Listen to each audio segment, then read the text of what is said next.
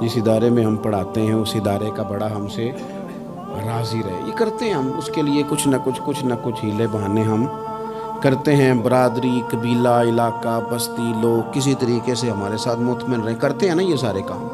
اس میں تھوڑی مشکل بھی ہمیں آتی ہے لیکن کرتے ہیں. کیا کریں، گھر میں بھی کئی دفعہ ایسا ماحول بنانا پڑتا ہے. چلیں ایک اور میٹھی مثال دیتے ہیں، زیادہ سمجھ میں آئے گی. چھوٹا بچہ خوش رہے، آپ اس کے لیے محنت نہیں کرتے.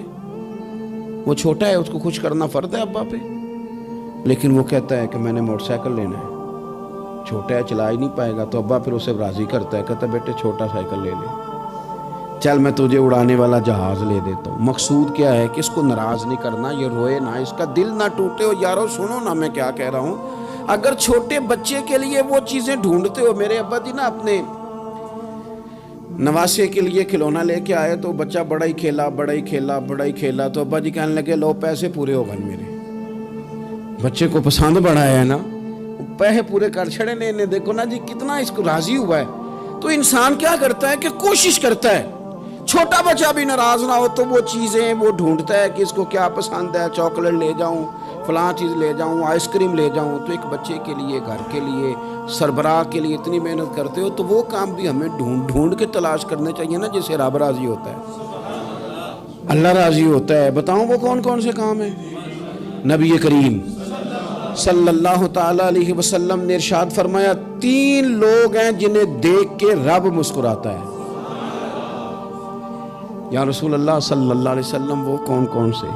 تو محبوب فرمانے لگے ایک وہ بندہ ساری مخلوق سوئی ہے، آدھی رات ہے، رات کا پچھلا پہر ہے، اس نے اٹھ کے وضو کر لیا، مصلی پہ کھڑا ہو گیا خدا کی یاد میں. فرمایا اسے دیکھ کے رب مسکراتا ہے جو اس کی شان کے لائق ہے.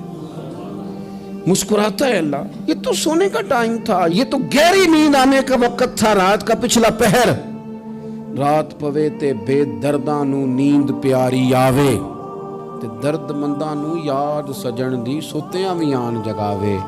اور ساون کی کالی راتوں میں جب بوندا باندی ہوتی ہے، وہ راتوں کو اٹھ اٹھ روتے ہیں جب خلقت ساری سوتی ہے. اللہ مسکراتا ہے. اور سننا میرے بھائی، میرے نبی پاک صلی اللہ تعالیٰ علیہ وسلم فرماتے ہیں جب مسلمان نماز کے لیے صفیں بناتے ہیں نا، ترتیب لگ رہی ہوتی ہے، اب اللہ کی بارگاہ میں کھڑے ہوں گے، قیام کریں گے، رکوع کریں گے، سجود کریں گے. فرمایا جب مومن صفیں بناتے ہیں تو رب دیکھ کے مسکراتا ہے. مسکراتا ہے.